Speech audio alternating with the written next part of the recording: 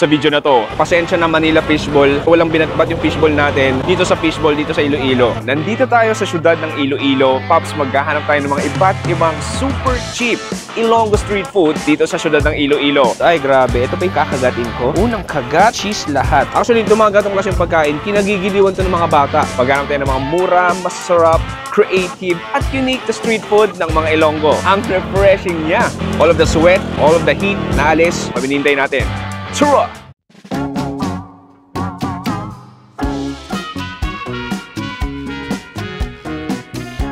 Boom! Pare, isang magandang araw dito sa Iloilo. Welcome back to me. Welcome sa second channel natin, Another Chewy Show. Mag-subscribe ka na. Hindi ka mag-subscribe sa main channel natin, Another Chewy Show. Pops, patay nandito ngayon. Pangatlong balik ko na sa Iloilo.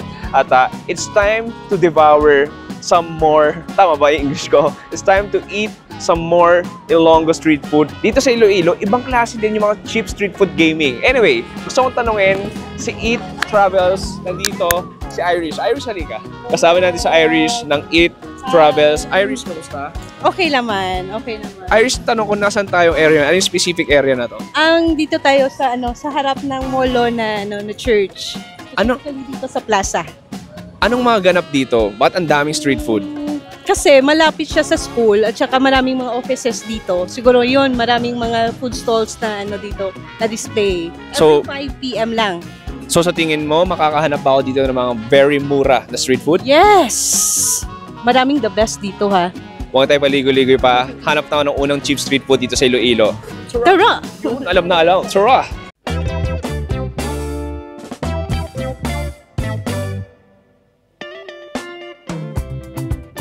Oy, pare, unang food trip natin, panagrado yung mga Ilonggo dyan. Alam na alam itong street food na kakainin natin. Ito yung Joann's Fishball. Hindi lang to basta-basta fishball dahil na-feature ko ng 2022. At alala ko nung sabi nila, nakakabenta sila sa buong Iloilo ng 15,000 na fishballs kada araw. 15,000 fishballs kada araw. Yes, you heard it right. Anyway, ito na yun. So makikita mo dito, ito yung pinaka-fishball natin. Yung fishball natin, hindi yung normal na fishball. Hindi siya white, hindi siya flat, pero medyo bilugin siya. Ayun, papakita nga ni Kuya yan eh. Papakita niya sa camera. Ayan, pakita na niya sa camera. Kita mo di ba, parang siyang mga small meatballs.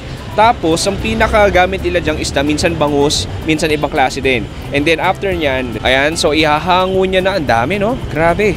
Look at that. And then it will go here. Yun, nandito na. And then tinutusok. Sa isang stick po, madam, ilang piraso? 4. Magkano po yun? 10 pesos.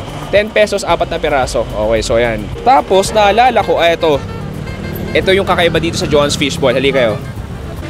Dito sa Joann's Fishball, merong choice ka ng level of spiciness. Tama mo, Miss Joanne? Maayong adlaw, how are you? I'm good, okay lang. Long time no see. Oo nga. Miss Joanne, paano nga ba ulit yung proseso ng sauces nyo? Yung sauce, yung level ng sauce is from sweet to mixed, medyo spicy at pinaka-spicy. Ilan po lahat? 4. 4. So, level 4 yung pinaka-spicy. Yes. Sige, Miss Joanne, can I order 2 sticks muna? Ayan. Ayan, so gusto ko tikman yung pinaka hindi spicy hanggang doon sa pinaka spicy. So level 1 tsaka level 4. So level 1 muna. Isang dip. So ito i-dip natin. Level 1 po to, no? Level 1 i-dip natin. Okay, Pops, first bite. Tikman natin to. Cheers. Wow. It's been a long time. Naalala ko na. Ito yung fishball na very fishy talaga. Crunchy outside. Maharina pero malutong. And then mga fish meat talaga inside. And yung sauce niya, ito level 1. Definitely, medyo peppery din siya. And then yung sauce niya, typical na medyo sweet. May konting spices na hindi ko maintindihan. Pero Pops, it's a perfect munchies. Malinamnam. At mura. Next, gusto ko i-try yung pinakamanghang naman. Makikita mo, uy, parang sobrang anghang nga.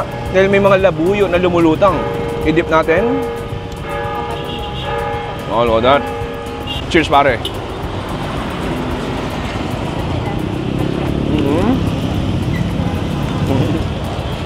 Definitely, may anghang siya. Wow, okay. Manghang talaga siya. For a chewy standpoint, masasabi ko manghang siya. Pero sarap. Yung extra sipa ng hanghang, yung labuyo, nagpapadagdag flavor doon sa tamis ng sauce. And then, highly addictive lang din talaga. And then highly addictive lang din talaga yung lutong, yung linamnam ng fishball nila. Pasensya na Manila fishball, pero walang binatbat yung fishball natin dito sa fishball, dito sa Iloilo. Anyway pare, dito pa nagsisimula yung super cheap street food natin.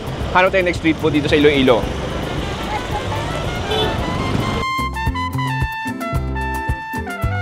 Baka sabi ko, proceed to next food trip, pero hanggang kumakain pa rin kami ni Jeyo. Cheers pare! Cheers!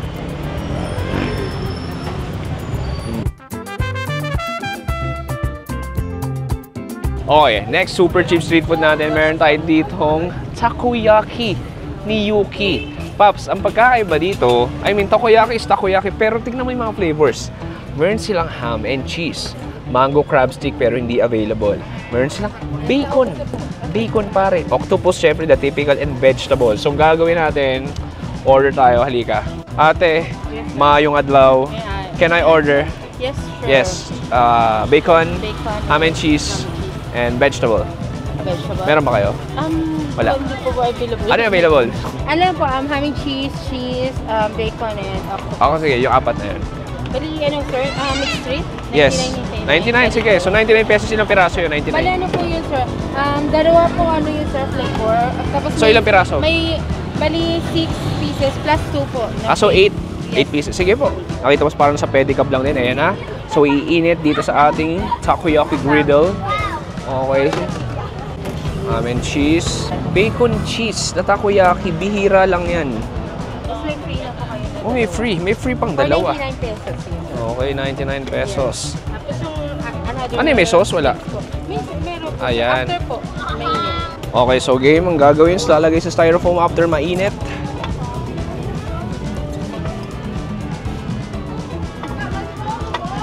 And then of course, bilang takoyaki ito, ilalagyan niya ng mga special sauces. Katulad ng, ito yung takoyaki sauce. And then lalagyan next ng Japanese mayo. Japanese mayo goes in. Ano yun ate? Parehas lang. Yes po. Ano yung pagkakaiba? Po yun, sir. Ba't ito parang mas red? Hindi sir, parehas na po. Parehas lang. Ah, Nakaano yun. okay ate. Thank you, Gid. Okay, ito na yung takoyaki natin na special. Look at this. Okay, kala mo dinala ka sa Osaka pero nasa Iloilo ka. Iba-ibang flavors to. Ham, cheese, bacon, octopus, cheese. Hindi ko na alam kung which is which. Tikman na lang natin. Cheers.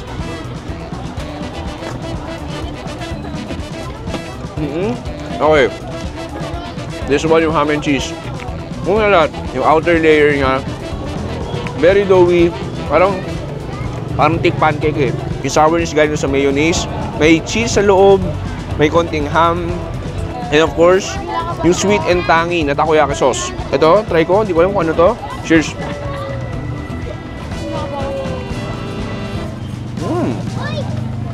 Ano to? Kahit yung bacon. No, ikaw ba? Bacon na takoyaki. Alam mo, makes sense eh. Very smart din. Isipin mo, bakit octopus lang yung pwede itakoyaki? Pwede rin naman itakoyaki yung bacon, yung ham, yung cheese, at yun yung ginawa dito sa Yuki. So, tikman natin. Last one. Cheers. Okay. This one, ito natin yung octopus. Yung mga maliit na square or cubes ng octopus, pwede na rin. I mean, hindi tayo super cheap dahil 99 pesos mga estudyante. O mag-abot ko 100 pesos. Pero siksik na rin, masarap na rin naman. Anyway, Paps, ipatipos food trip natin. Hanap tayo next street food.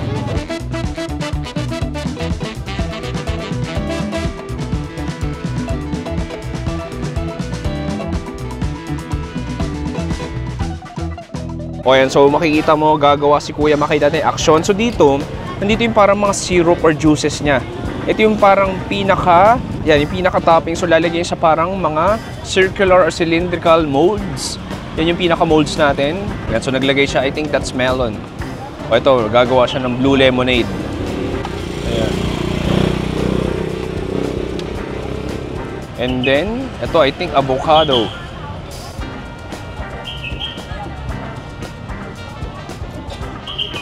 Tapos, ang gagawin niya, isushoot niya sa isang butas at isa pang butas. At aalug-alugin niya, isi-shake niya para lumamig at tumigas at para maging ice cream. Thank you! Okay, next food trip natin, meron yung Velvet Pops. Ito Velvet Pops. Ang ganda pare. Kita mo naman, ang ganda ng itsura. Para kang nasa... para kang nasa ano? Sige. Carnival. Para kang nasa carnival. So look at this.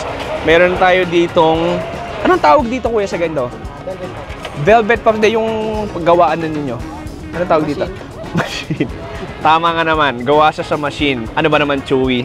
Bobo mo talaga. Sige, so may machine tayo dito na may iba't ibang flavor ng Velvet Pops. Kaya ano ang mga flavors ninyo? Strawberry, avocado. Sige, order ako ng, ano bang the best seller? Melon. Sige, order ako ng isang melon muna. Pili mo ako ng melon. So yan kuya, hinahalo-halo niya. Hinahanap niya nasan yung kulay ng melon. So nakalagay siya sa bakal and then nilagay sa tubig para maalis doon sa pinaka-flask o pinaka-container. And then heto na yun. Heto na yung ating melon Velvet Pops. Basically, ice pop siya. Tikman natin. Tikman natin yung Velvet Pop. Cheers!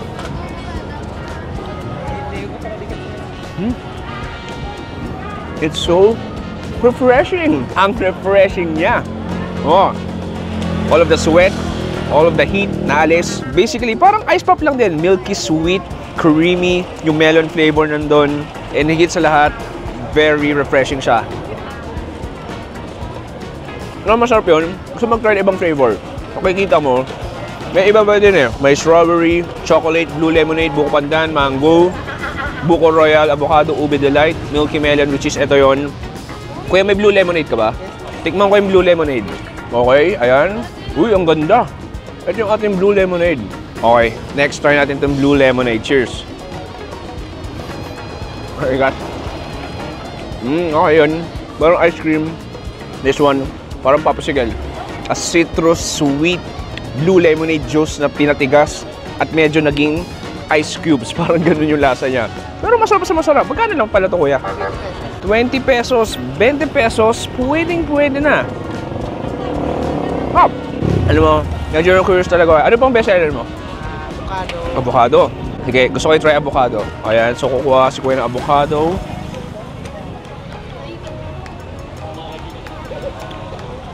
Ayun, may baso pala kuya eh. Sige, tikman natin tong avocado. Ito mukhang masarap. Itsura pa lang. Yeah, cheers. Oh, nice. Ang sarap nga.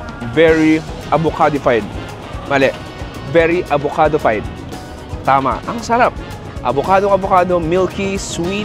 Medyo creamy din siya. And that frozen goodness. Ang sarap dahil lintik yung init at pawis ko ngayon. Ipin mo? 20 freaking pesos. Ito, 60 pesos lang to. Na-refresh ka na, busog ka pa. Hindi pa tapos food trip natin. Hanap tayo ng next super cheap street food dito sa Iloilo.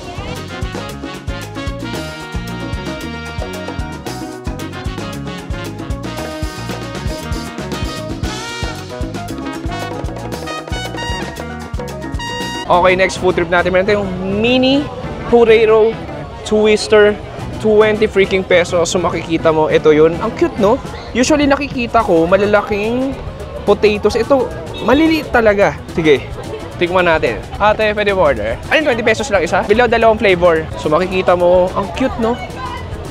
Ooh, so, uy, dinagay sa fryer natin. Magkano isa, ate? 20 lang. Per stick. Tapos ang flavors po, sour cream. Cheese, barbecue sauce. Okay. Ayan, so mga ito pinipritong maigi. Ang cute eh, no? Kala mo mga isaw. Pero hindi. Patatas pala siya. Ayan na. So hinahango na. Hinahango na ang ating mini potato twister. And then lalagyan ng ating flavoring. So ilalagay sa parang mini paper bag. And then di pa tapos dyan. Meron kang seasoning. Meron tayong sour cream seasoning. Ay, ang dami. Meron tayo ditong tayong barbecue seasoning. And then, boom. 40 pesos lang to ang init niya. Ang init talaga. Grabe sa init. Jeyo, hakan mo. Ang init. Boom. Para makikita mo ito yung mini potato twisters natin. Ang cute. Sige, tingnan natin itong cheese. Ayan. Ang haba. Grabe, no? Ang cute, no? Sige. I mean, nakakain ako ng ganito ilang beses na. Pero ngayon nakita ng marbled potatoes yung gamit nila. Sige, cheers.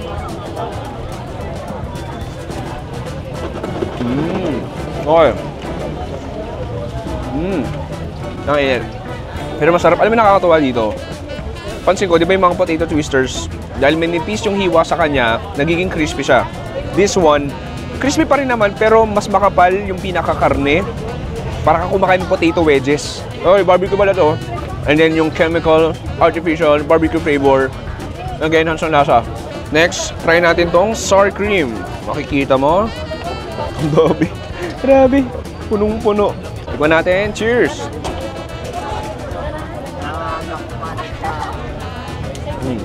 Grabe. Ang daming sour cream.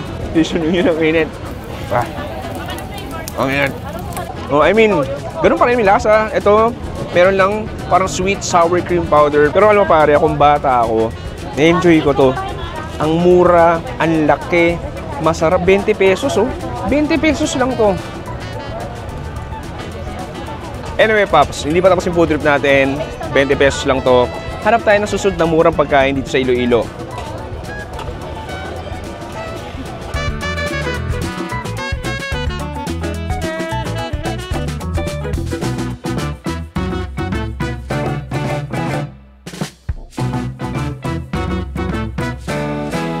Boom! Pare, next food trip natin, meron yung Bob's Corn Dog. So, meron tayo ditong, basically, corn dog. Tapos ito yung mga flavors niya. May ham and cheese ball tayo dito, mozzarella corn dog, at potato corn dog. Look at this. So, ito yun, yung ham and cheese, potato corn dog, mozzarella. So, dito yung pinaka-fryer natin. Okay lang po. So, makikita mo, dito yung pinaka-frying section natin. So, piniprito ng ating corn dog. Okay, so ito na yon, ating potato corn dog. Hinahango. And then ito yung ham. Okay, so ito yung ating ham and cheese. Okay, and then ilalagay siya sa baso. Lalagay sa baso. So lalagyan ng mayonnaise, ketchup. Uy, cute ng sound. Gusto ko yan. Okay, so ito na yung dalawang corn dogs natin, pakita ko sa inyo. Boom! So, meron tayo ditong ham and cheese, meron tayong potato corn dog. Tikman muna natin to potato. Okay, so kaya potato corn dog siya dahil ito yung mga patatas na cubes. And then, meron siyang generous amount ng ketchup mayonnaise. This will be messy and messy. Bahala na, cheers!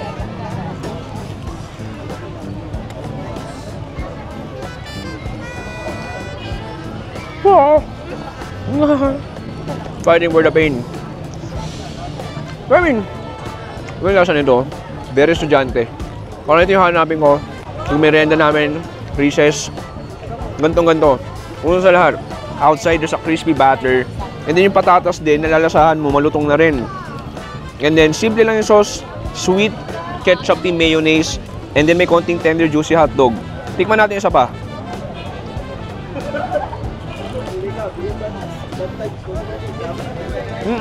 Wow. Next, ito yung ham and cheese. Ayan, mukhang makalat din to. Tikman natin. Cheers.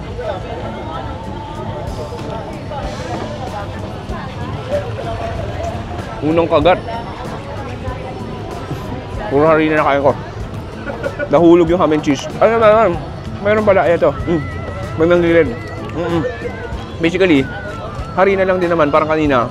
Ito, ham and cheese lang. Pero alam mo, sabi ko nga, estudyante ako, magkano? 20 pesos? 25 pesos pare.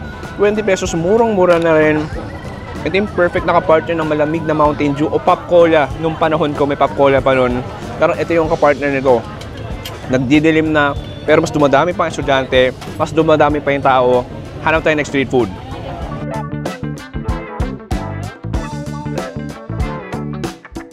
Okay, next food trip natin, meron tayo ditong very mura, 55 freaking pesos na creamy nachos. Look at this. So, may promo pala sila. Buy one, take one, 99 lang. Pero dahil di ko maubos, magpi 55 pesos lang ako. Ate, maayong adlaw. Ay, maayong gabi. Ay, gabi na. Iba, di ba? Okay, so ito ginagawa ni... Ay, nalagay mo na. So, meron tayo ditong nachos. Nilagyan ng cheese. And, ay, sorry. Nilagyan ng repolyo. And then, uy, ito na yon. Nilagyan ng white onions. Nilagyan ng cucumber. And then, lalagyan niya ng... What's that? Ground pork na seasoned and marinated. And then, cheese sauce goes in. Cheese sauce goes in. Tapos, mayonnaise? Yes, sir. Mayonnaise. Meron din mayonnaise yan.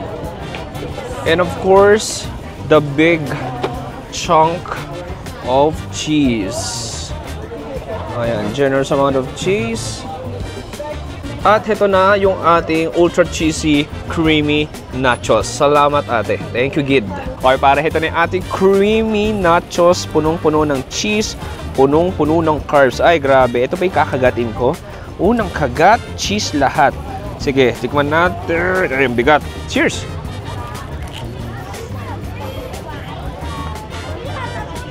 Ang bira. Parang cheese na nilagyan mo ng nachos. Una sa lahat, pansin ko, yung nachos nila, hindi na ito basta nachos, molo wrapper. I mean, literally, nasa molo tayo, nasa bayan tayo ng molo. So, kailangan, yung nachos mo, crispy molo wrapper. Pero una sa lahat, basically, asang Filipino-style nachos. Sibuyas nandun, dalawang klase ng cheese, yung cheese sauce, then may extra fattiness galing dun sa shredded cheese. And then yung marinated pork, nakakatulong din. And then, of course, yung sibuyas, tas yung cucumber. Isa pa. Actually, ito mga gatong klaseng pagkain, kinagigiliwan to ng mga bata. Yan, di ba? Natutuwa siya. Yung mga gatong klaseng pagkain. Pero alam mo, ang weird lang din, no? Bagay pala yung crispy molo wrapper sa nachos. Isa pa. Cheers! Grabe. I mean, malutong siya. Parang nachos, pero may something sa flavoring. Anyway, medyo nabubusog na ako. Pero hanap pa tayo isang bigatin na super cheap street food dito sa Iloilo.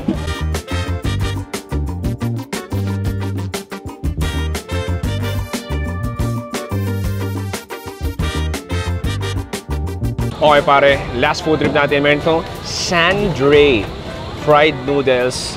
Heto na yon, kita mo naman, ang jam-pack ng tao ngayon. So, nagupit siya ng instant noodles dito. And then, another one. Okay. Another one, hindi pa tapos. Another batch of fried noodles. Kala mo tapos na? Hindi pa, 4 yan lahat. Okay, toge goes in, pare. Nilagyan ng toge. And then, a specific measured amount of soy sauce. Ano yan, kuya? Oil. Oil.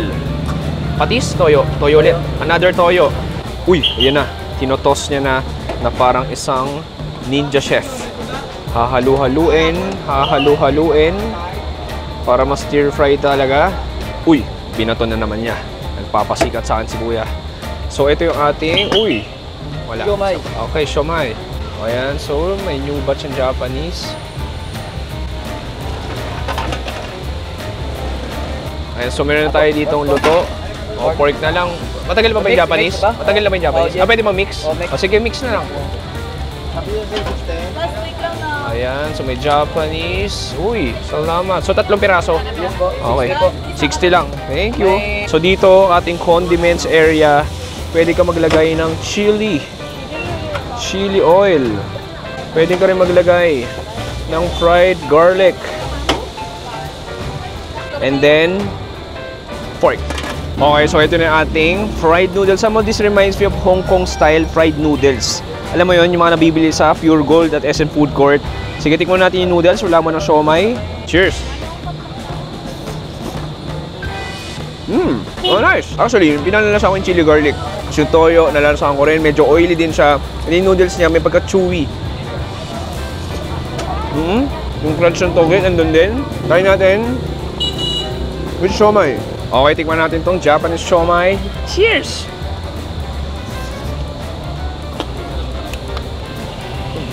Audience tayo. Oh, naman. More on the sweeter side there. Masarap. Kumbaga, hindi ko naman hanapin yung quality. Ginahanap mo yung good presyo. Hinahanap mo yung linamnam. Nostalgic kumbaga. Hindi nakakatawa sa ginagawa natin ngayon. Hindi naman itong mga authentic Ilonggo food. Pero isipin mo, no, very modern, very creative, but higit sa lahat, very cheap. Last bite tayo. Cheers!